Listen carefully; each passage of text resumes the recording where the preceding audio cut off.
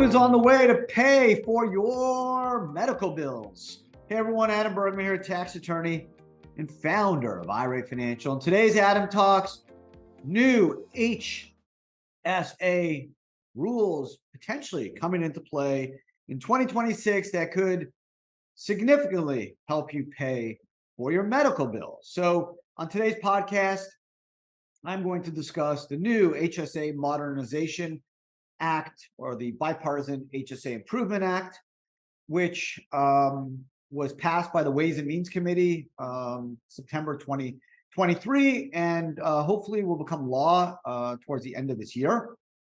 Now, just to kind of get at the summary of this podcast, so if you are interested, you can keep listening or watching on YouTube.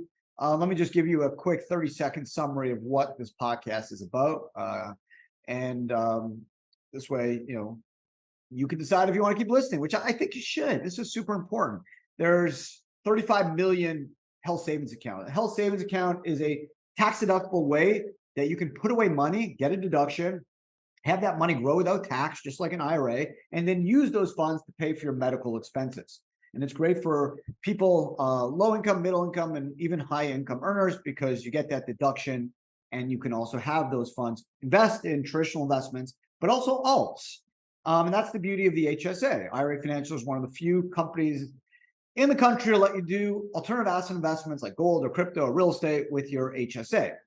Now, this modernization HSA bill, the main advantage of it is it seeks to increase the amount that one can contribute to an HSA beginning in 2026, basically doubling it from $3,500 to $7,500, and from $7,500 to $15,000. That's the crux of this legislation, is really to make HSAs more attractive to more individuals. There's about 72 million eligible HSA accounts, 35 million people, but there potentially could be a lot more. So they want to encourage more people to use HSAs, save in a tax deductible fashion, have that money grow without tax, and then use those funds to pay medical expenses.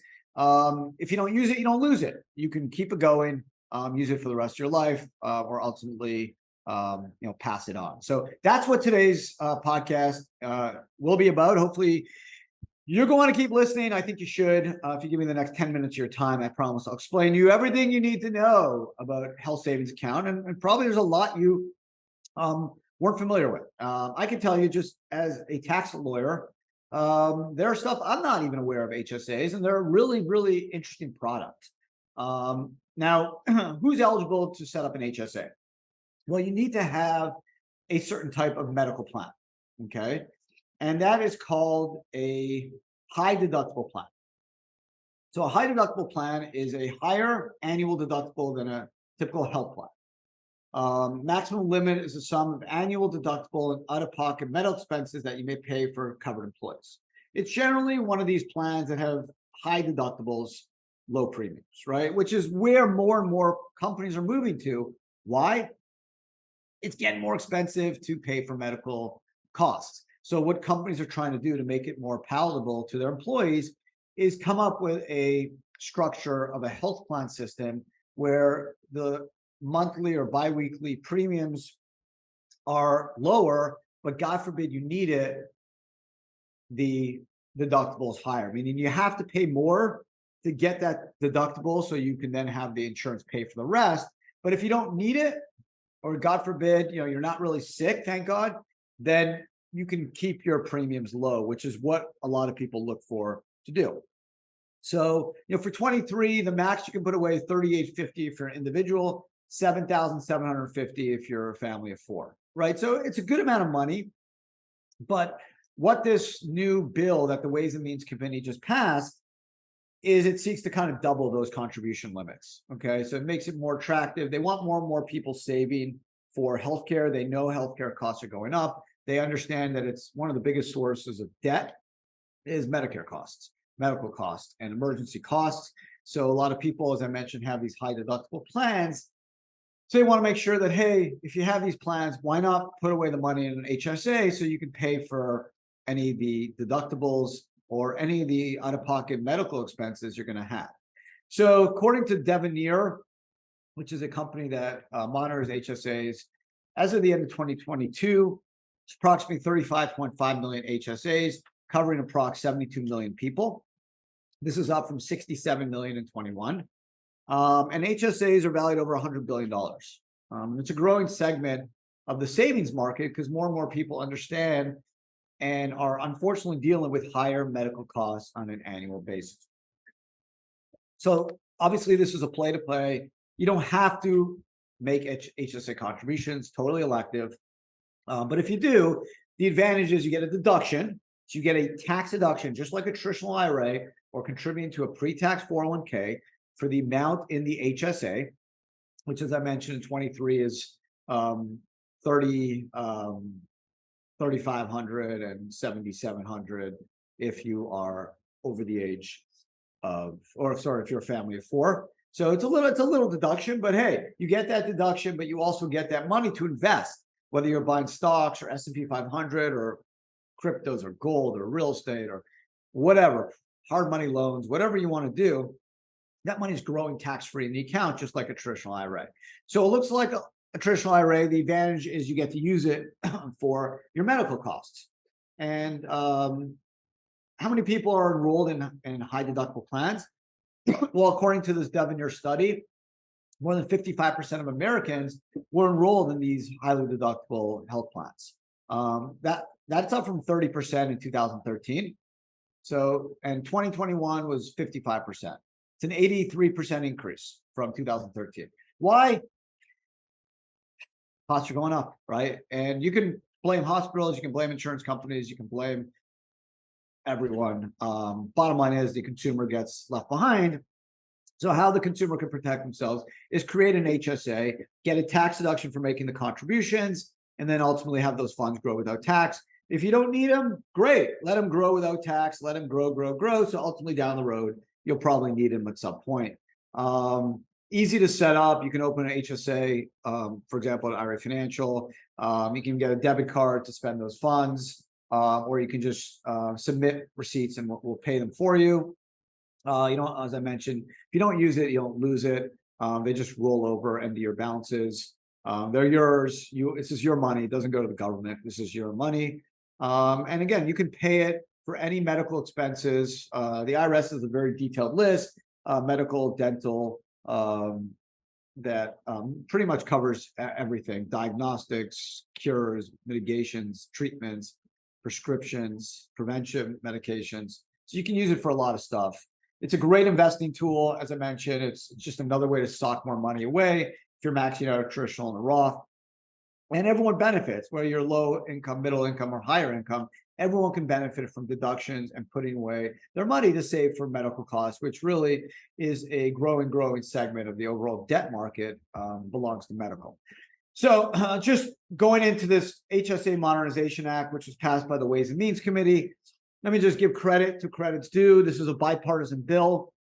Blumenauer, Oregon, Democrat, Smucker, Republican from Pennsylvania. Also, Beth Van Dyne, a Republican from Texas. Some estimated tax basis cost of about $70 billion over 10 years. I guess that some of the, I don't want to say criticism, there wasn't a lot of criticism, but like Congressman Neal of Massachusetts, he was a rank and file head of the Ways and Means Committee, and he just said that, hey, this seems like it's going to help higher income folks more than low income folks. You're just increasing the amount of deductions, which generally is going to help middle to high income earners because they have more money available for deductions. But that was really his only criticism. It's still overall important to save for medical expenses. And if you can save it in a tax deferred account, that's the smartest way to do it. Super easy to set up, easy to administer. IRA Financial takes care of all the IRS documentation. And as I mentioned, you can do traditional investments or alts. You can also now, under this Modernization Act, you can convert flexible savings accounts to HSAs. They also want to do spouse catch-ups for HSAs, where you can aggregate spousal catch-ups and just put it into one account instead of two. Overall, it's a great bill, and that's why I wanted to share it with you.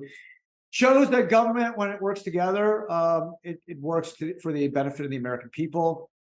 This is something that can benefit all of us. We're all eventually, unfortunately, going to get sick. And if you can pay those expenses through a deductible account and get a deduction for the amount you contributed, it's a benefit. Now, again, you need to be part of a high deductible health plan. If you're unsure, you can ask your administrator, your HR department, your employer. But as I mentioned, over 55% of plans are high deductible because it's really the only way to provide medical care for small and mid-sized businesses, because the costs just keep going up every year. And it's the only way to offer affordable healthcare is to make the plans more high deductible. Something we've done, because there's just no other way of doing it. We're, I think, really unique that we pay 100% for our employees for their healthcare. But the only way to offer this, continue to offer it, is the plan is definitely the deductible is higher today than it was 10 years ago, and we're not alone. There's the trends in the marketplace. So this is a great bill. Again, kudos to the Ways and Means Committee, bipartisan bill. Keeps it mentioning retirement savings, and this is part of the retirement market place. HSAs are governed like IRAs. It's the only area where there's bipartisan support. Why? Because it works, and it works for the American people, whether you're a Democrat or Republican. Using the retirement system to save for your retirement, save for healthcare is a win-win for all of us. So hope you guys enjoyed today's podcast. If you're watching on YouTube, appreciate it. That's it. Good to see that government is working to help us, all of us. Hope it continues in other areas as well, but you can count on at least the retirement area is a environment that breeds cooperation and problem solving, which is why these folks are in Washington at the end of the day. Not to shut down the government, not to make more problems, but to solve problems. So hopefully this gives you a little bit of confidence. If this is passed, this will not go into effect before January 2026. So enough time to prepare. But overall, just wanted to share some good news, because it's a good piece of legislation that hopefully will pass, that shows both the Democrats and Republicans are committed to helping us save more for paying for higher grossing medical bills. So appreciate you hanging out with me today. Hope you enjoyed it. If you haven't subscribed to our amazing YouTube channel, please do so. Also, if you don't mind giving this podcast a like, or if you're watching on YouTube, always appreciative. Otherwise, have an amazing rest of your day.